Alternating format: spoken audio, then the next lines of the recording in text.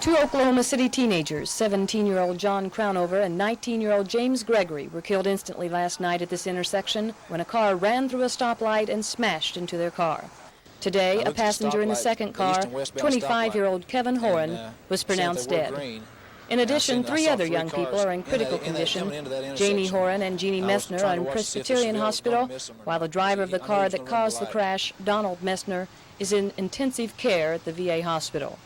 The case is still under investigation today, but the Oklahoma City Police Department says it will be turned over to the District Attorney's Office in the morning to see what, if any, charges will be filed.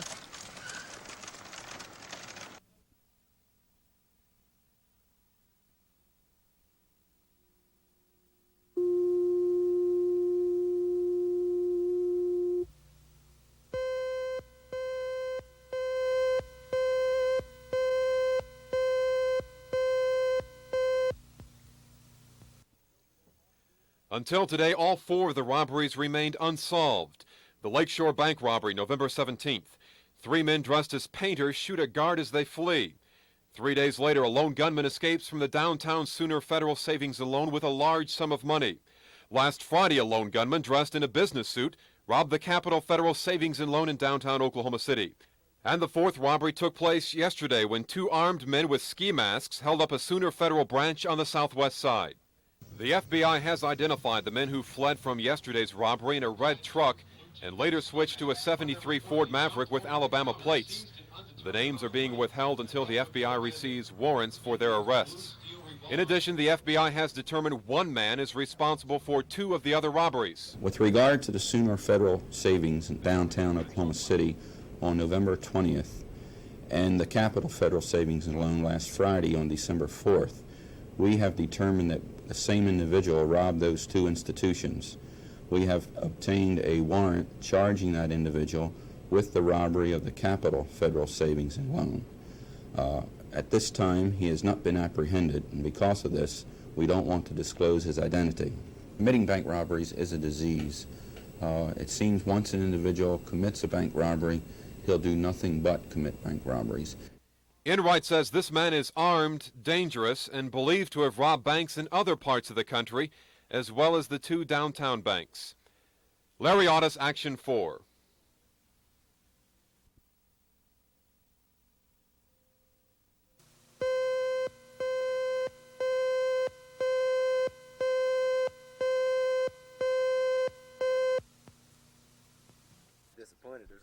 The solid rock walls of Granite State Reformatory have held as many as 700 prisoners at one time. Some of the prison's 80-square-foot cells were designed to hold up to 4 inmates. But when federal judge Luther Bohannon imposed his 1 inmate per cell rule, Granite, like other prisons in Oklahoma, had to reduce its prisoner population. Lately, Granite's guards have kept a watchful eye on a full house of 365 inmates. Late yesterday, prison officials found out they would receive an extra 80 inmates today. Since they couldn't legally house more than 1 prisoner per normal cell, authorities decided to convert the prison's school into a dormitory-like cell. Granite's classes have been canceled. They can't conduct school in the crowded dormitory. The situation has become a security nightmare. It's really putting a crunch on my personnel. It really is. We're utilizing our school teachers. We're utilizing people from other areas, for example, auto maintenance.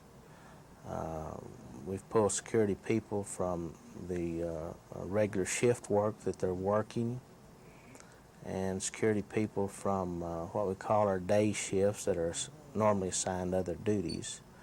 So what we've had to do is to develop completely a separate working staff for that area. Prison officials hope they won't have to house inmates in the school building for long. Judge Bohannon will hold a hearing on his 1 inmate per cell order December 22nd. Scott Wallace, Action 4 at Granite State Reformatory.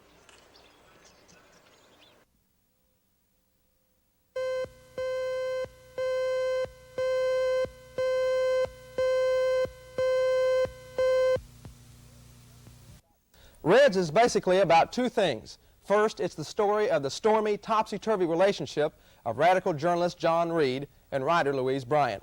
And second, it's a history lesson telling us about one of the most turbulent periods of time, the Russian Revolution.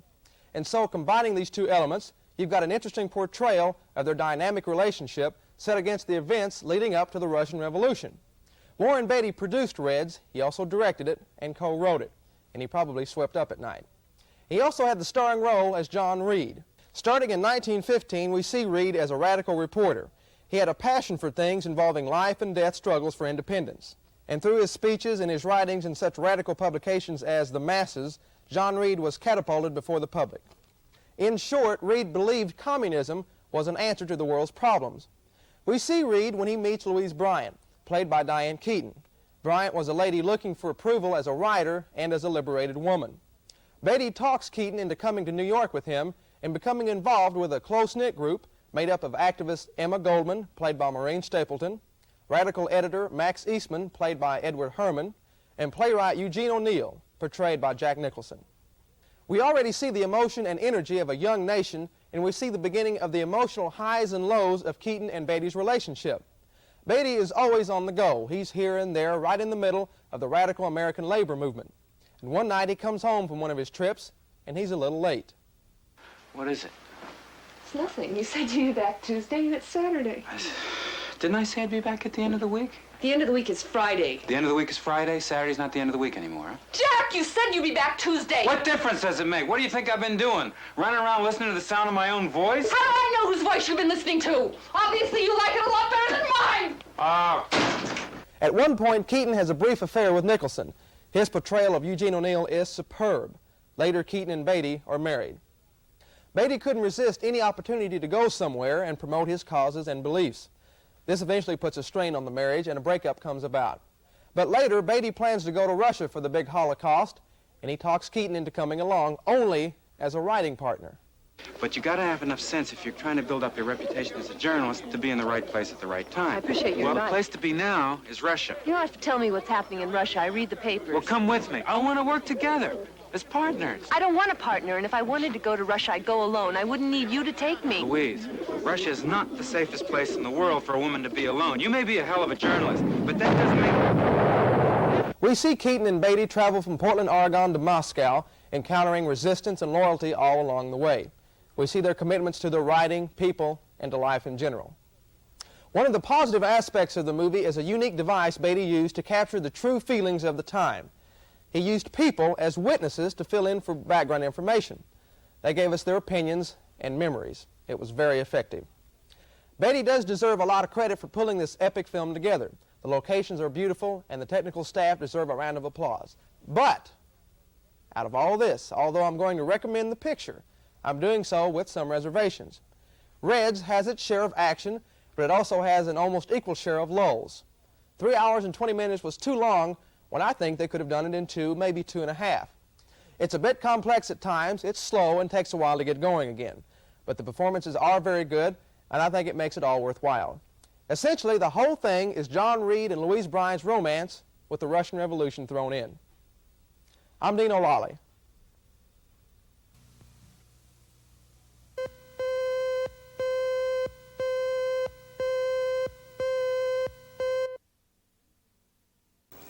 These union members are demanding something different in their new contract, better wages. They say they can no longer afford to live.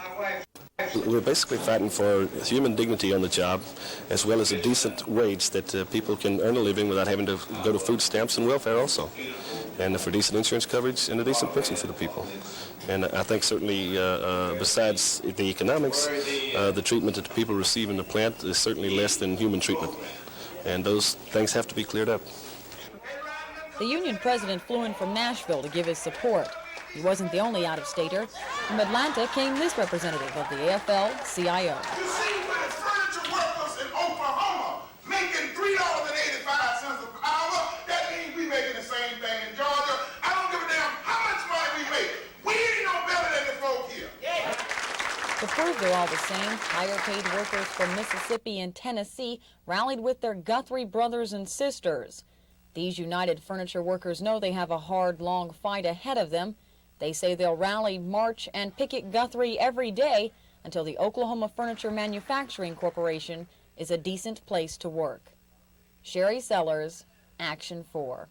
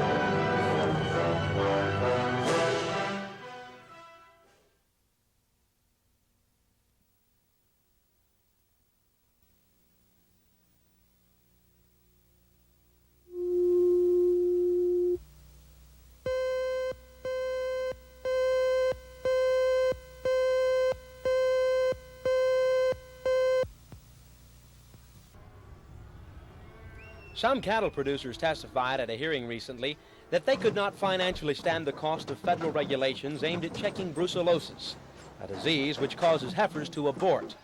The proposed regulations drew fire from representatives of sale barns and commission companies. They said the regulations would impose a harsh financial burden on livestock auctions, as well as forcing extra cost on cattlemen who are already financially stressed. But a spokesman for the Oklahoma Cattlemen's Association says the regulations are necessary. We've got to comply with federal regulations in order for Oklahoma's cattle industry to remain healthy, and in addition to eradicating that prospect of a human disease and known as undulant fevers. Do you feel most cattlemen in the state of Oklahoma are in favor of these federal regulations? Certainly they are. The vast majority of the people in the cattle industry don't want this disease on their place. And most of them are good managers, and they vaccinate the heifers, the replacement heifers that they keep to make brood cows out of. State veterinarian Robert Harton warns that failure to tighten brucellosis detection and eradication could cause the state to move from its present B classification to the more restrictive C category. That would result in even stiffer testing regulations. Dr. Harton says the livestock industry needs to bite the bullet to avoid what he terms the disaster of reclassification at the lower category. Ben McCain, Action 4.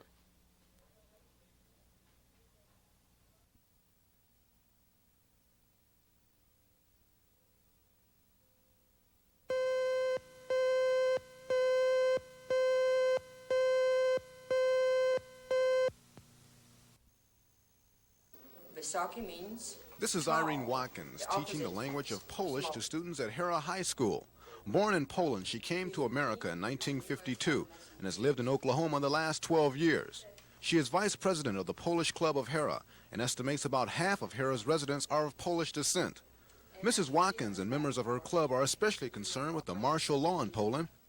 Scenes of army troops vividly remind her of what she and her family escaped from nearly 30 years ago. She talked to us about the past and what effect the crackdown could have for the future of Poland. I was born in Truskavich, which is, this map is not listed, which is a small town, it was a resort area. The next two largest towns, one was very industrial. They've been striking for 16 months, and I think the country can't exist. No country can exist that have very economical problems, striking for 16 months. And they have to realize that they are under communist rule. You never know what's going to happen. You know, martial law is martial law, no matter in which country it is. And should it get out of hand, there might be some bloodshed. Since all communication from Poland has been cut off, Mrs. Watkins can never be sure of what is happening to her relatives there. And of course, there is the real threat if the Polish government does not succeed in the crackdown, the Soviet Union will move in to take charge. The Harrah school teacher is hoping that never happens. Ed Stewart, Action 4 at Harrah High School.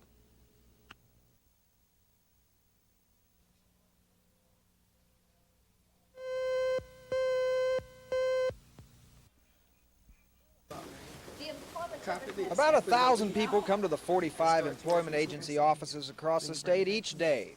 Some to file for benefits, but most of them come to find jobs. And there are close to 1,000 commissioned employees to help them find one. But if recommended federal budget cuts are approved, about 300 of those workers could find themselves filling out their own job applications. But without assistance in helping some of these people find a job, it's going to be bad, because most of our people are going to be taking unemployment claims and paying unemployment compensation. And we're just not going to be able to treat and give the service to the job seeker like we should give to. If the cuts come, Oklahoma City and Tulsa offices will be hit hardest. The commission will lose 1 to 4 people in other offices, and the people left will still have the same problem of finding jobs for thousands of people who may not have time to wait. Ted Brown, Action 4.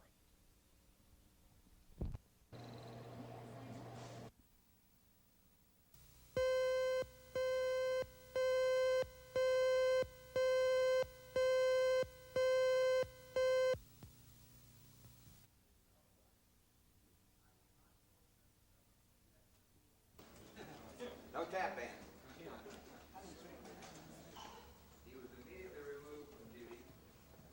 That you can work with one of these committees, fill out the information. Tara. Thank you very much.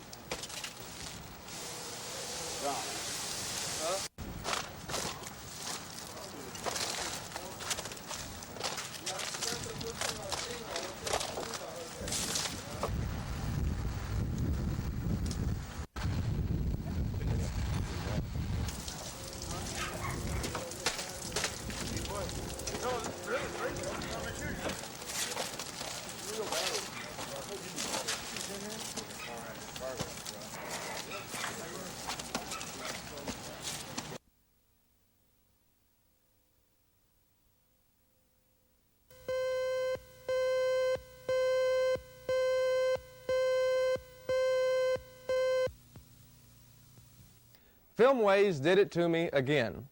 Do you remember the last movie I reviewed put out by Filmways? It was Saturday the 14th. Do you remember the review? My advice to you is don't see it at all. But let me tell you how funny it really is, though. Coming At You wasn't as bad as that, but still. Let's get in the proper mood for this movie. It's a Western, for those of you who haven't figured it out yet. And the plot is secondary. The uniqueness of this movie is the fact that it's 3D, the first 3D movie in 25 years. But I'll get to that in a second. The movie opens with Tony Anthony and his girlfriend Victoria Abril attempting to rob a bank. That's attempt to rob a bank. Anyway, they change their ways and become good guys. Just as they're getting married, 2 brothers, Gene Quintano and Ricardo Palacios, kidnap the future bride, and from there it's one big chase. It's the old-fashioned Western good guy chasing the 2 bad guy brothers, and they're holding some women hostage. That's the basic plot, and it's pretty bad. The movie was filmed with a new technique, Optimax 3. It all translates into 3D. Now, the first 45 minutes or so, it's different, but by the time you walk out at the end, you're dizzy. Here's an example.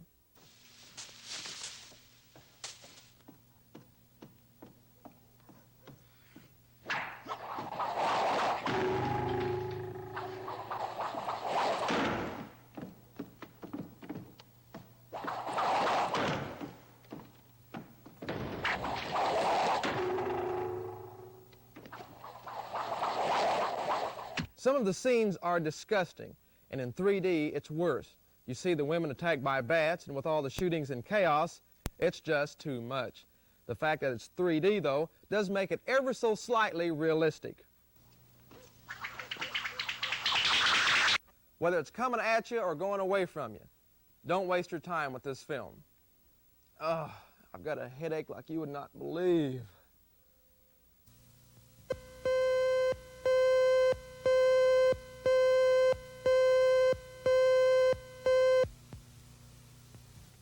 Rollover is a boring, disappointing movie dealing with the theme of high finance, of foreign investment banking. And the term rollover has to do with reinvesting funds. In this case, the Arabs make up their minds not to roll over or reinvest very large amounts of money back into our country. And the result is economic and financial chaos everywhere. Jane Fonda stars as a former movie star. She's married to the head of a petrochemical corporation.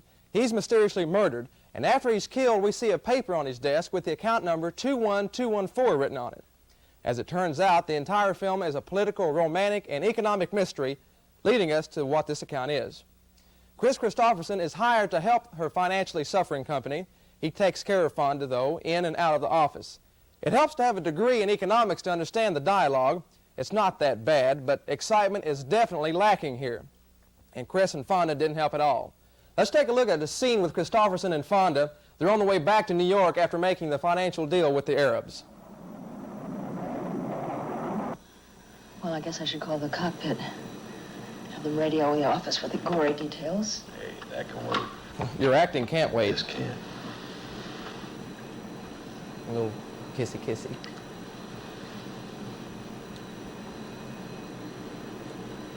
You're really ticked off about the deal, aren't you? All about this plot. I'm sorry. I don't like being dependent, that's all. I was never dependent on any one studio. I didn't depend on Charlie. And if anything goes wrong, I don't like being dependent on Borough National. You shouldn't depend on this movie either. You mean me?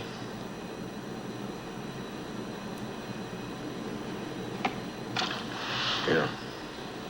If you can't live with the deal, forget it.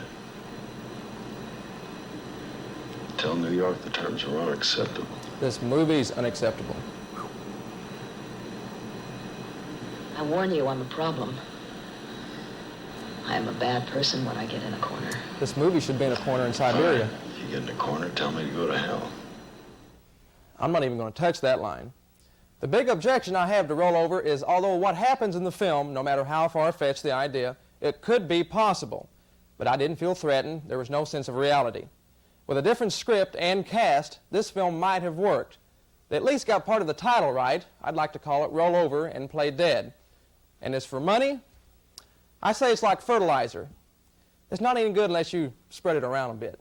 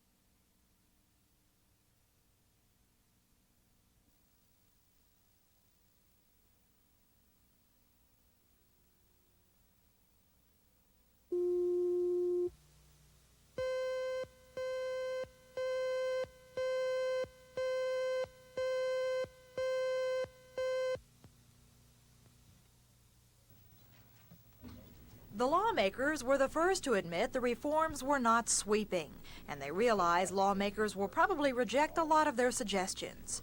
Senator John Clifton, one of the chairmen of the committee, said far-reaching reforms probably won't happen until people cry out for them. I feel that the total program, if we're going to do it an inch at a time, is going to be dependent upon, I think, the resulting prosecutions. I feel like that the present consensus that you've seen out of this committee, which is a good cross-section of rural and metropolitan area of senators and representatives, but I don't think they reflect really how the constituents are going to feel about either true counter-reform or the inch by inch or just redoing the statutes to put the lid on the cookie jar approach. That this approach is that's being recommended by this committee. Among the reforms suggested, all purchasing of county equipment would be handled by one agency. All county officers would be required to attend a training session given by experts before taking their place in office. And there would be a statewide grand jury system set up that could investigate corruption. Whether any of these reforms will eliminate corruption remains to be seen. This committee is free to propose changes. The lawmakers are always free to dispose of them.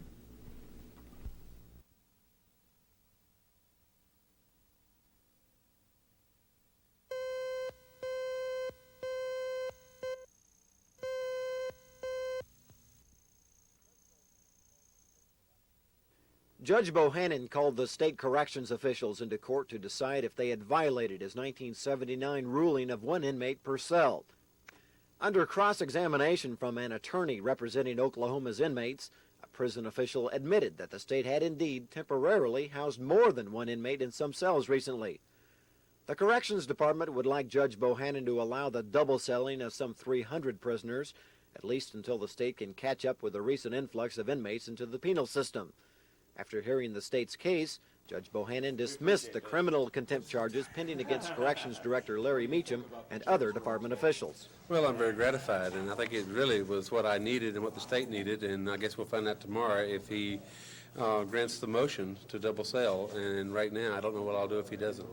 The judge has not ruled on the double celling issue yet, but the attorney for the Oklahoma inmates says he feels confident Bohannon will uphold his earlier order banning double celling. Well, what he stated today from the bench was that in his opinion that the standards set out by this court were the law of this case and that they were the right order and that he wasn't going to change it.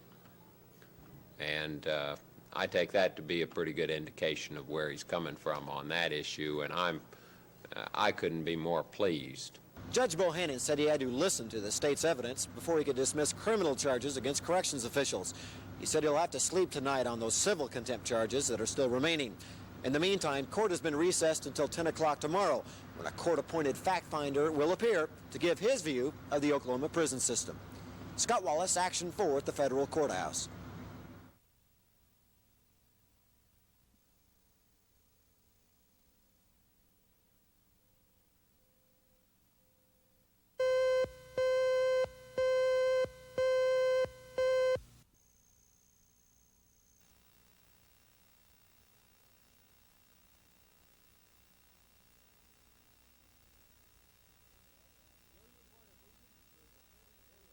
First charge, etc.